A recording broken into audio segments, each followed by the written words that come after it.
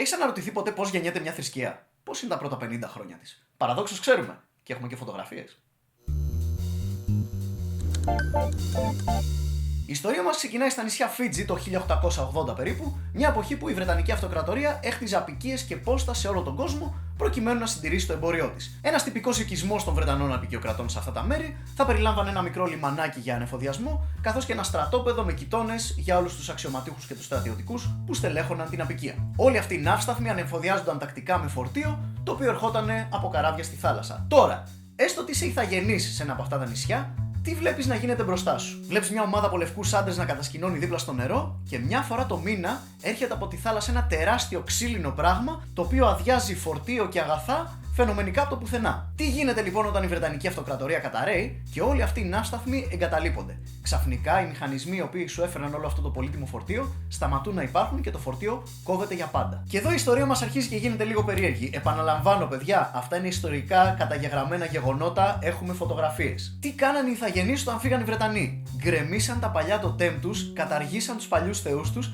και στη θέση τους άρχισαν να χτίζουν καινούργια τοτέμ, τα οποία άρχισαν να μοιάζουν με δυτικά λιμάνια. Οι θρησκευτικοί χωροί τους άρχισαν να μοιάζουν με δυτικές στρατιωτικές παρελάσεις, κανονικά, με ξύλινα τουφέκια, με έπαρση σημαίας, ό,τι και αν νόμιζαν ότι είναι αυτό. Γενικά πήραν όλες τις συνήθειες των δυτικών και τις μετέτρεψαν σε θρησκευτικά τελετουργικά που φέρνουν φορτίο, γιατί κυριολεκτικά αυτό νόμιζαν ότι είναι. Και εδώ που τα λέμε, δεν τους κατηγορώ τους ανθρώπους. Πραγματικά υπάρχει λόγος να πάρεις 20 άτομα, να τα αντίσεις ολόιδια και να τα βάλεις να περπατάνε έτσι κύκλους χωρίς να πηγαίνουν πουθενά? Οποιοσδήποτε λογικός άνθρωπος που δεν το έχει βιώσει αυτό θα νομίζει ότι πρόκειται για κάποιο είδους θρησκευτικό χορό, ο οποίος φέρνει φορτίο. Αλλά ξέρεις ποιο είναι το καλύτερο? Το ίδιο ακριβώς φαινόμενο το παρατηρήσαν ανεξάρτητα και σε άλλες περιπτώσεις. Το παρατηρήσαν ξανά οι Βρετανοί το 1912 στη Νέα Γουινέα και οι Αμερικάνοι στη Μελανησία στο Β' Παγκόσμιο, όπου είχαν πάει εκεί πέρα για να χτίσουν αεροπορικές βάσεις. Και μάλιστα στη Μελανησία, επειδή ο ανεφοδιασμός γινόταν από αέρα, τα δικά τους τοτέμ μοιάζουν με πύργους ελέγχου. Οι τύποι φτιάξανε ψεύτικα αεροδρόμια από μπαμπού και ασύρματους από ξύλο για να βρέξει φορτίο από τον ουρανό, επειδή κυριολεκτικά αυτό βλέπανε. Όλα αυτά τα φαινόμενα έχουν συμβεί τόσο συχνά πλέον που έχουν το δικό τους όνομα, λέγονται cargo cults ή αλλιώς αίρεσης του φορτίου,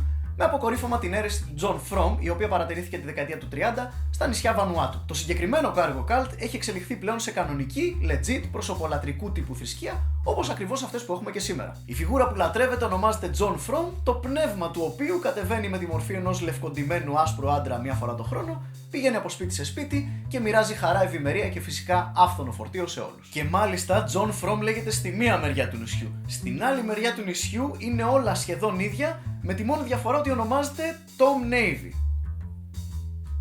Μπορεί ο John Frum να έφυγε το 1945 παίρνοντας το πολύτιμο κάργο μαζί του, αλλά η αίρεση του John Frum παραμένει ακάθεκτη μέχρι και σήμερα. Είναι πλέον η επίσημη θρησκεία του συγκεκριμένου νησιωτικού κράτους, κανονικά με επέτειο μία φορά το χρόνο στις 15 Φεβρουαρίου, όπου σύμφωνα με τη σχετική προφητεία, ο John Frum θα επιστρέψει εκείνη τη μέρα, απλά δεν ξέρουμε ποιο έτος, και θα φέρει μαζί του ειρήνη, ευημερία και φυσικά μπόλικο φορτίο για όλους τους ακόλουθους. Μέχρι τότε τον περιμένουμε. Και αυτό είναι, ρε φίλε, που με συναρπάζει τόσο πολύ στα cargo cults. Σου δείχνουν ότι μια θρησκεία μπορεί να ξεπηδήσει κυριολεκτικά από το τίποτα. Ο John Frum είναι αρκετά σαφές ότι δεν υπήρξε ποτέ. John Frum είναι ένα συνοθήλευμα το οποίο προέκυψε μέσα από χιλιάδες προσευχές, μύθους, θρύλους και ιστορίες γύρω από τη φωτιά. Και αυτό είναι που σε βάζει σε σκέψεις. Πώς ήταν η δική μου θρησκεία στα γενοφάσκια της? Πώς ήταν τα 50 πρώτα χρόνια του χριστιανισμού? Έστω ότι είσαι ένας βοσκός στο αρχαίο Ισραήλ και μια μέρα έρχονται και σε κατακτούν οι Αιγύπτιοι και μετά οι Βαβυλώνιοι και μετά οι Ρωμαίοι. Ξαφνικά είσαι ένας λαός χωρίς κράτος. Είναι απόλυτα φυσιολογικό να αναπτύξει μια θρησκεία όπου είσαι ο εκλεκτός λαός ενός μεγάλου προστάτη πατέρα Θεού, ο οποίος ναι μεν έφυγε, αλλά όταν γυρίσει θα γυρίσει με ένα ολοκένουργιο βασίλειο